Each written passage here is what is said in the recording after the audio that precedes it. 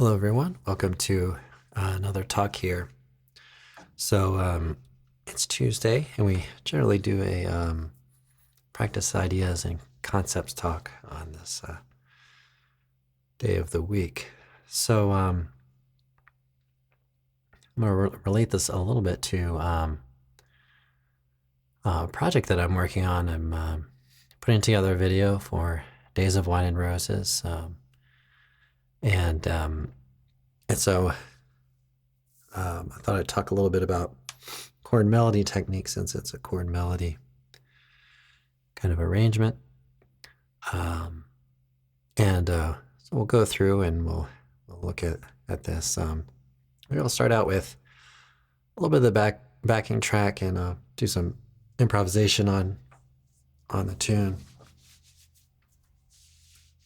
Probably still some things I want to iron out about that, but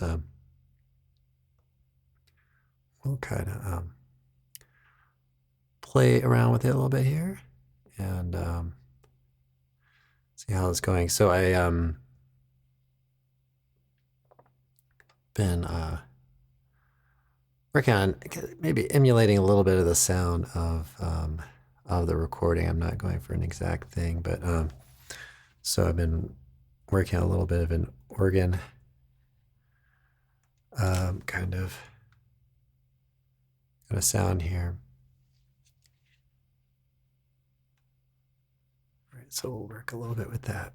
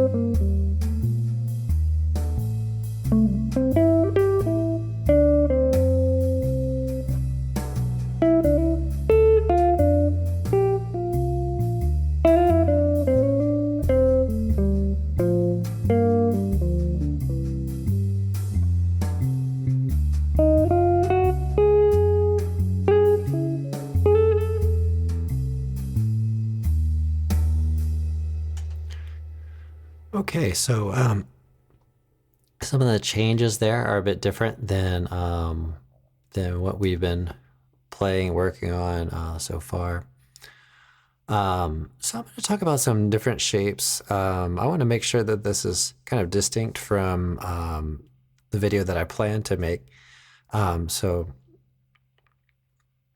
here the topic is not so much how to play the tune, but maybe techniques for practicing and general good practice as far as the technique that you do use on the instrument.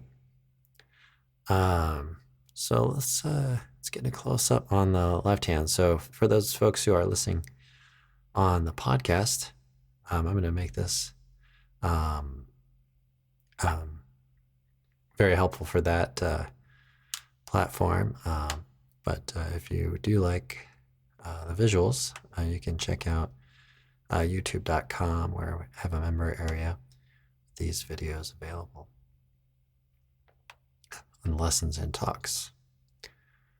Okay, so let's see if we can dial up here. I don't often use this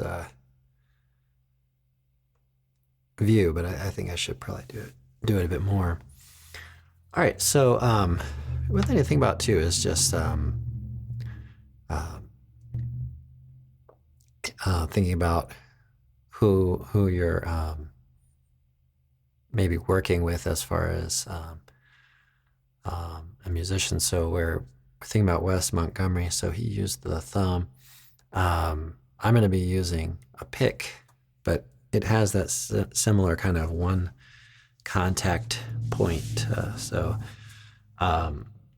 So even when I'm doing this, I try to kind of avoid using hybrid picking or anything like that. So just kind of going for that sound. So starts out with a shape here. Okay, and kind of moving that shape up to kind of the goal here.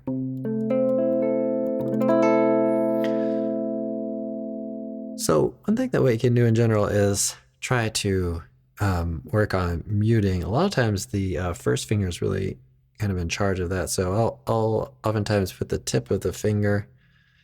Let's say I'm barring from strings 4 through 1. So I'll really try to bar that, and then I'll take the tip of the finger and kind of have it land on the string below it, just sort of a little help and string control there. Ultimately, the pinky over here is gonna also touch that string, so we kind of have 2 fingers on that string. Okay.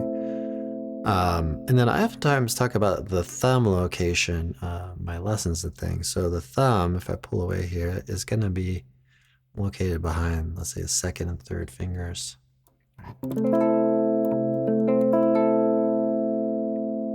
Okay, so not too much of bending the wrist or anything like that. So just kind of going like that. And then we have this chord, which is a little unfamiliar to me. So I'll give myself a little extra time to work on something like this, a practice session. So I'll take this and play it. So I'll part of that is just going to be kind of working with what comes before it, and then thinking about how everything moves. And you could take this really pretty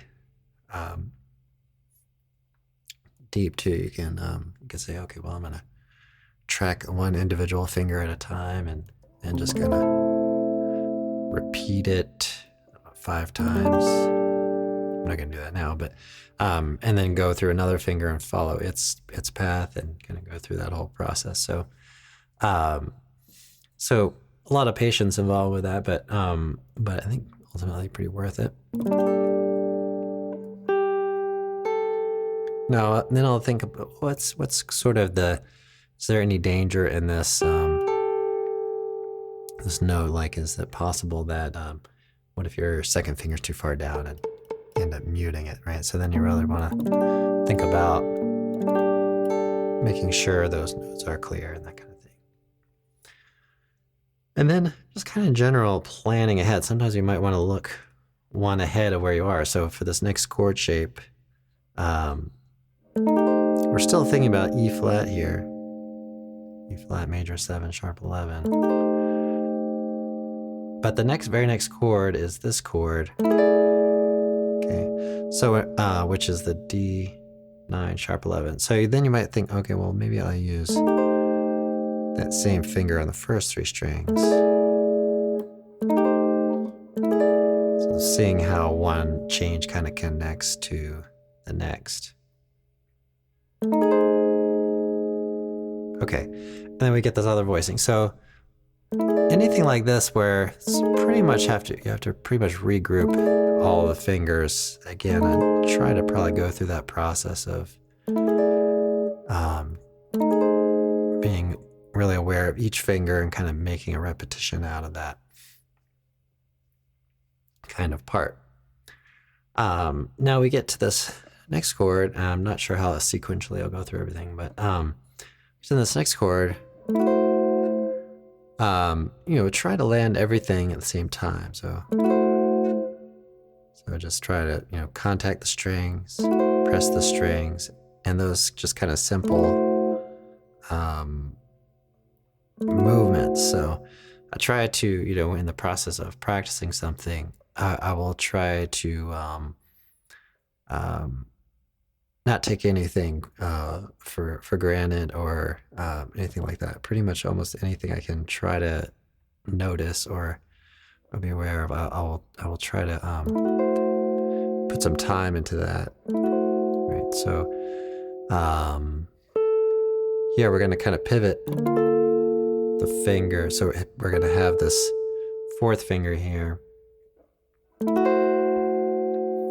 That's going to land on string 2, and then as we hold that, the other 3 fingers kind of move over. Right, and then we're on the G minor 9.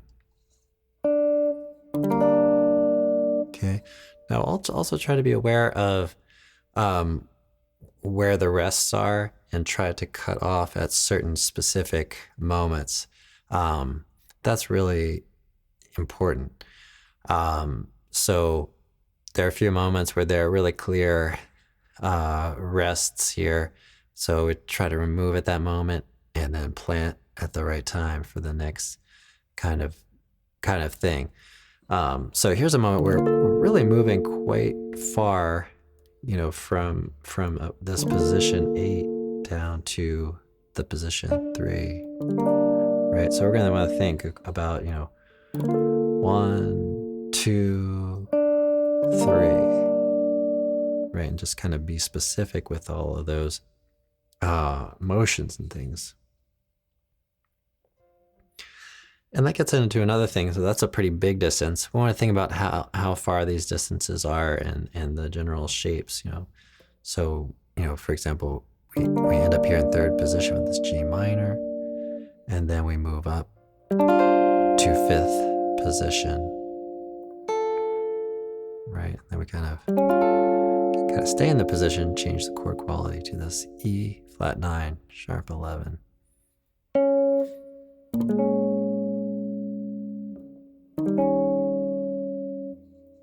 Okay. All right.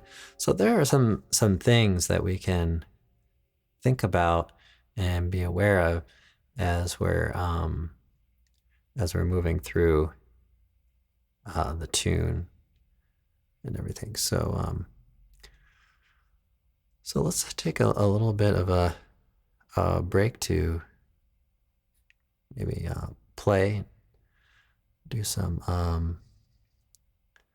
listening here.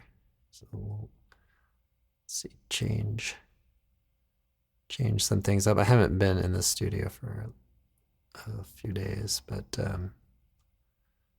hoping everything is laid out as I remember it. Then I'll dial in. So I'm going to go with, I believe this is the Latin feel on this this tune. So let's change it to sticks and go with the Latin feel here.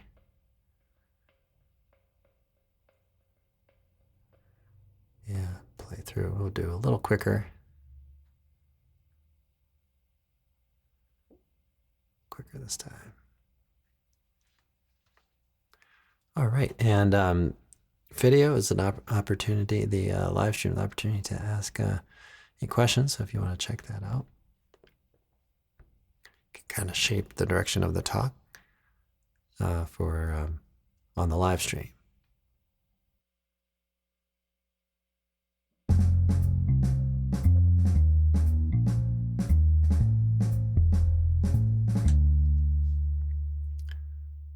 All right, let's change that up a little bit.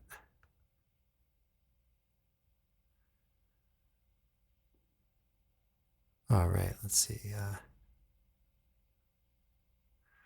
Not quite what I was expecting. So bear with me here a moment. See if I can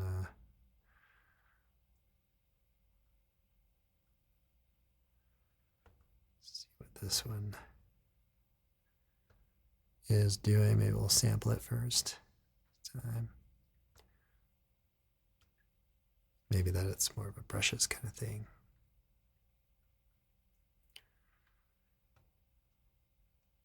All right, we'll have a pretty moderate tempo here.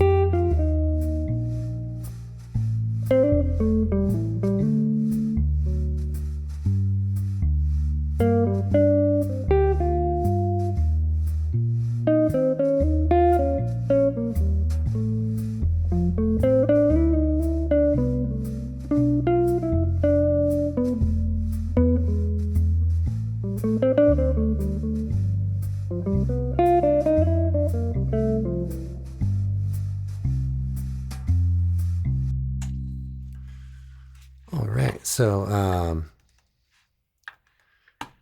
again, running into some things going on here. So let's double check all of that. Let's see if we can get some better things happening on this. Let's try that one out.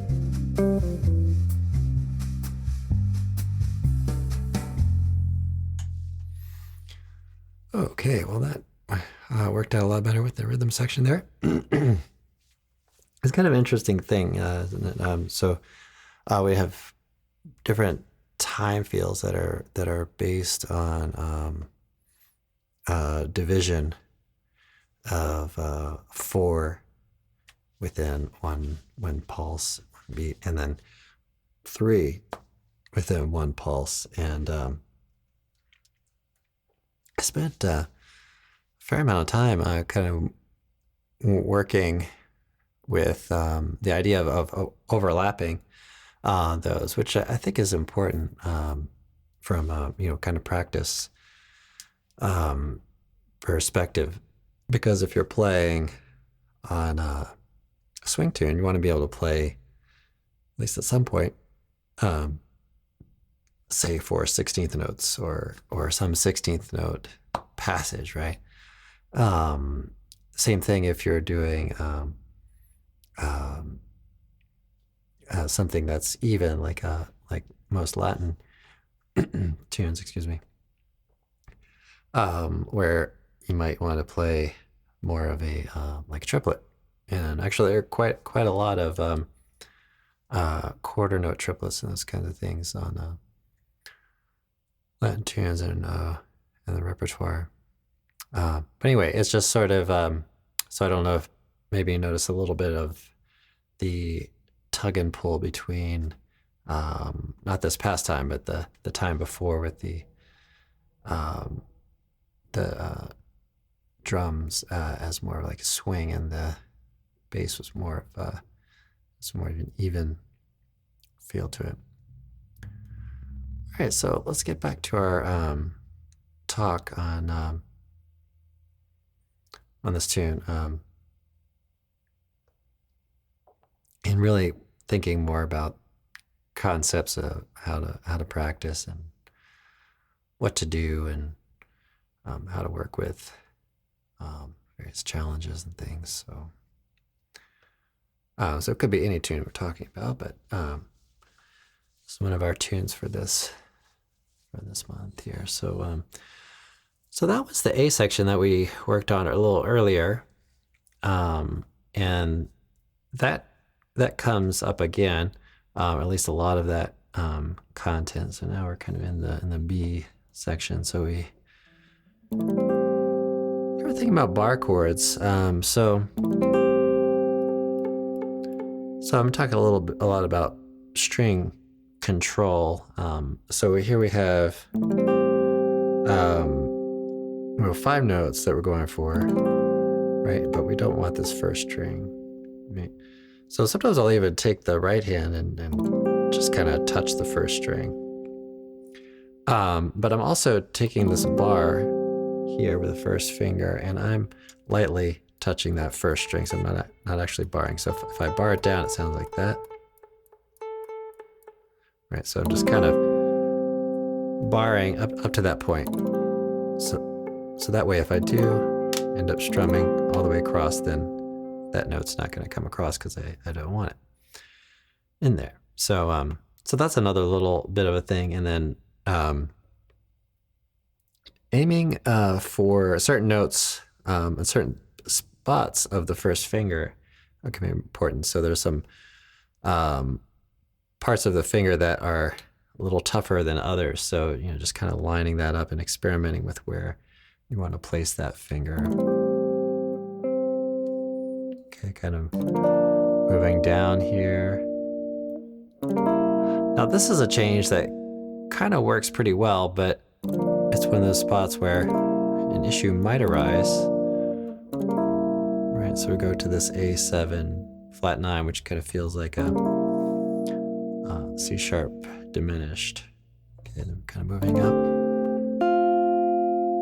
Okay, and then I'm going to play up here. So now we're on the D7 flat 9. Right. Now this is a moment I'm just kind of recalling when I was practicing this earlier, where I was having a really pretty easy time, I'd say, on this particular change, but I wanted to ensure that there weren't any issues with it. So I thought, well, just want to make sure there's nothing vague in my thinking on it. So I just kind of broke it down and traced. I felt that it was pretty important to trace the path of the second finger, moving from that second string to the third string. Right. The fourth finger kind of stays on the same string, so this got the string to guide it. The first finger kind of rotates and stays on its own string, and then bars, so it has kind of an easy time there. The third finger just kind of moves away and doesn't get involved with the second chord, right? So the finger that might cause the most trouble is kind of the second finger, if it does. So just, try to trace that sort of spatially, just trying to think about how it moves from one string to the next. Yeah, and then, kind of moving from there, right? So now this passage feels pretty natural to me, but when it gets to here, I kind of decided to use the thumb, so which I don't do a whole lot, but so then I know that this may become an issue. So this is something else where I oftentimes think about when I'm practicing something is it might not be having an issue, but I may end up with an issue. So I see this as being a pretty large regrouping of the fingers, right? Moving from that E minor 7 flat 5 over to this A11, and then moving that thumb's going quite a distance. So that's something where I'll maybe spend some extra time on, right? So that when a part of this is all the goal of performing in some fashion. So if I go to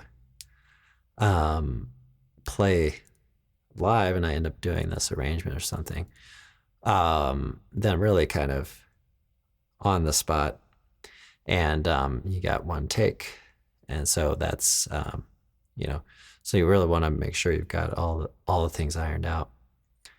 And then recording, oftentimes that process, maybe you have more opportunities. You're not worried about it doing it in one take, but still you want to have it so refined that that you might do 3 takes you feel confident about, and then listen back and take the one that you like the best, right? So it's, whatever you're performing, it's gonna be important just because, when you're practicing live or performing live, there's really no opportunity to practice it. And then when you're recording, at least for my personal preference and experience, I don't want to practice anything when I'm recording. So so that's sort of, spending that time. It's really kind of worth it. And this is another little area I think which could be problematic, right? So you get this. So I spent some time thinking about what finger would be the good choice here, and I came up with the second finger because it ends up on the same fret for this next chord. So kind of a bit of strategy, you might say, involved with some of these ideas, right? And then we form this. So there's just a little bit of a half step movement there. Okay, and then end up with some really kind of big chords. And then I'll reference the recording too, so I might decide, okay, well, this sounds like he plays that real short there, so, right? So I might kind of work with that as well.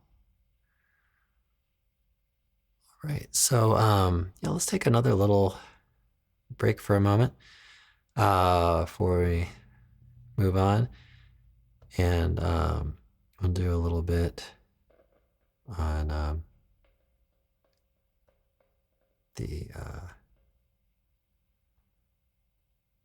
let's do a little more Days of Wine and Roses, since I have that kind of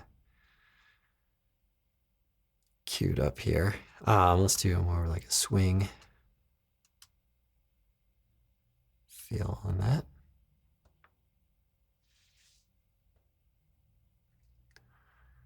And try to get that kind of queued up. I wanted to do a little more of this in the studio today, but I was writing out a lot of music this morning, writing out some charts really for myself to play with students so I could play bass parts on some supporting things. And then I wrote a little bit out or I was working with, I guess not writing so much, but coming up with some MIDI lines or some just lines for this organ trio sort of concept, which I don't think is going to be an organ trio sound like the recording, but we'll see. We'll see. I think it does leave a little room because I think it's Mel Ryan plays the organ on that recording on bass guitar, and I think he lays out on the bass, so which allows Wes to play these kind of bigger sounding chords. So I might do something like that. See how it progresses. All right, well, let's play a little bit on this, and I might take the tempo up a little bit here. It's really cold in this studio, so I'm not sure if I'm ever gonna feel warmed up, but let's hopefully have the right kind of groove and everything here. So, all right, here we go.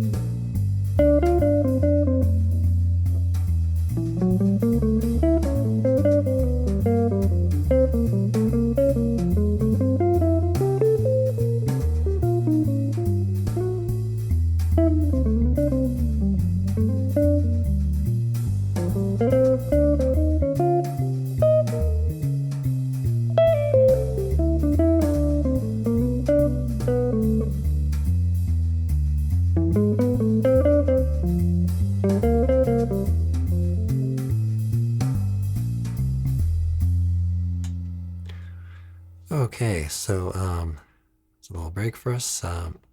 Let's talk a little bit about the our topic for today, being a technique under the idea of practice ideas and concepts. And I think this talk will really help when the melody video does come out. So we end up similar to what we had before into here, moving here. So remember, we made this decision to use the first and the third finger. So that's, kind of odd feeling. I mean, maybe not too much so, because sometimes we might play this like F9 chord or something. So it's maybe not too bad, but so we have that, and we're just gonna kind of move that third finger over and then add the fourth finger on the first string. Okay, now rhythmic accuracy is another thing to think about. So here we have a kind of rest and then a couple of quarter note triplets. So a quarter note triplet rest and then a couple other notes, right? So that's something to be aware of. Now we get this little kind of little movement here on the fourth string. I want to think about also, how loud we're doing each individual thing. Obviously, the melody we want to be pretty prominent. This line sounds like something that maybe fits a little more at a lower volume. So put those three notes maybe a little lower, kind of in the mix.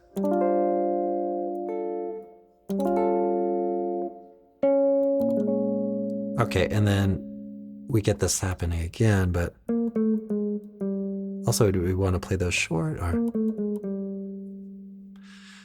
So those are other little decisions there too. So.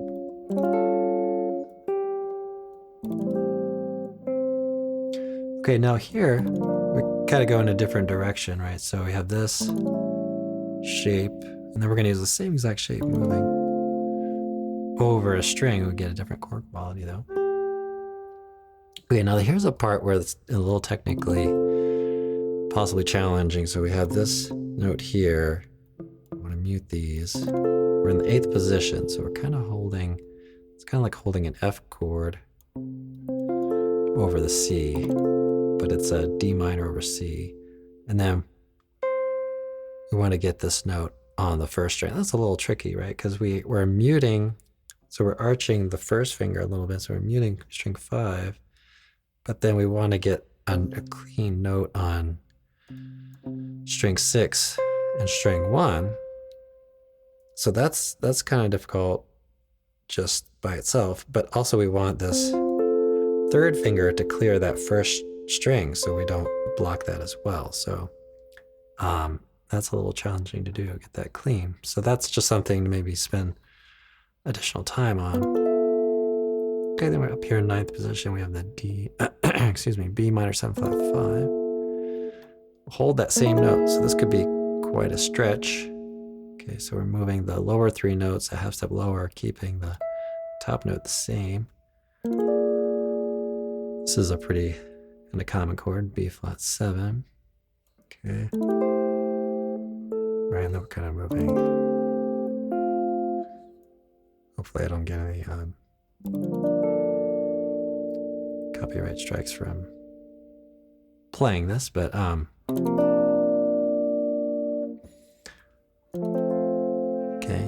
and then playing like that. So just really thinking about the chords, the kind of the cleanliness of everything, the accuracy, like we talked about.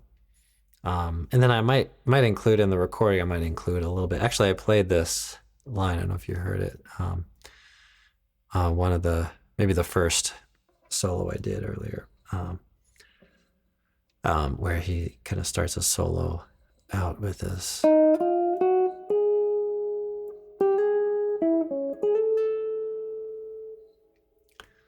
Something like that. All right, everyone. Well, thanks so much for checking out this talk. I hope it was helpful for you and that you enjoyed it. So have a great practice session, and I will see you all in the next one.